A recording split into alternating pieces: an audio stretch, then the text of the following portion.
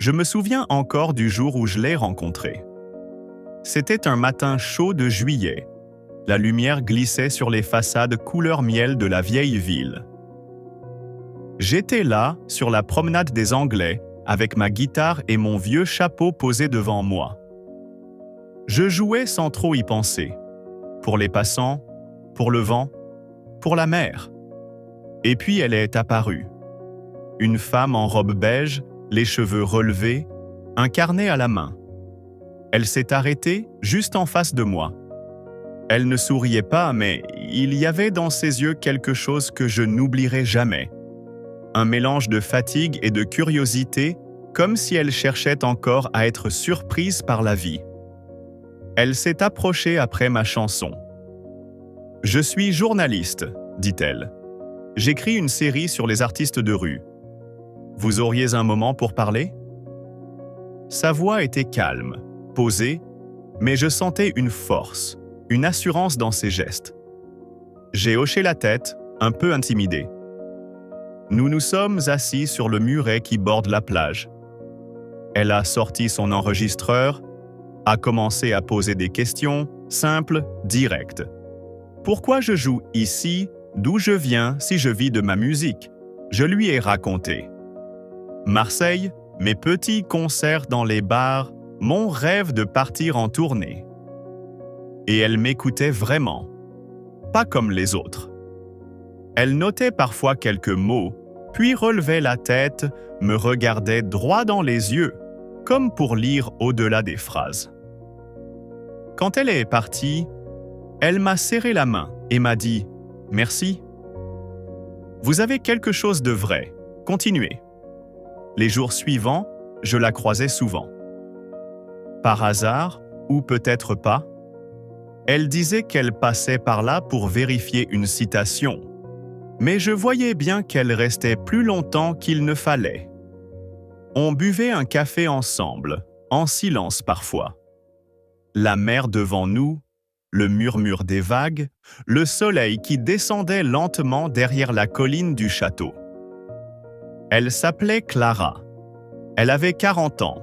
Elle vivait à Paris, mais venait souvent en reportage dans le sud.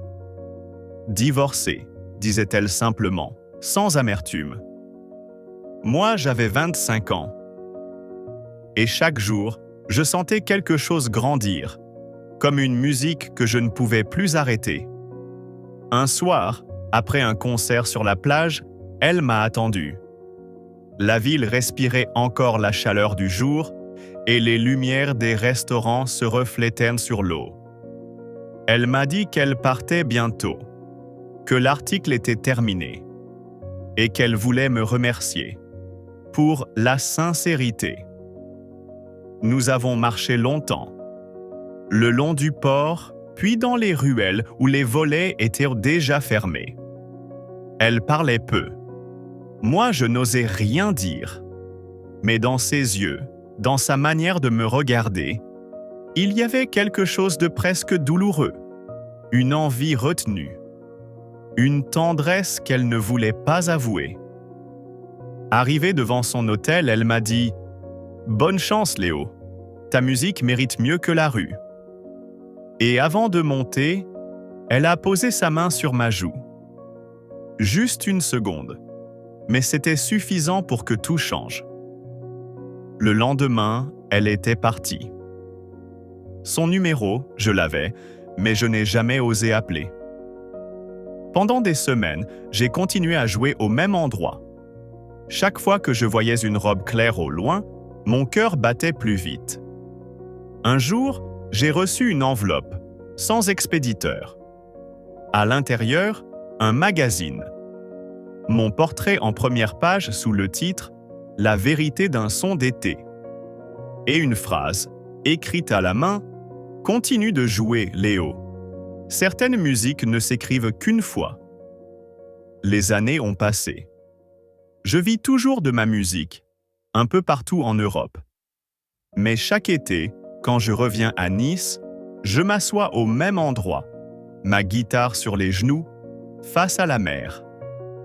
Et parfois, quand le vent change, j'ai l'impression d'entendre sa voix. Douce, un peu lointaine, comme un écho qui ne s'efface jamais. Parce que certaines rencontres ne durent qu'un instant. Mais cet instant suffit à changer toute une vie.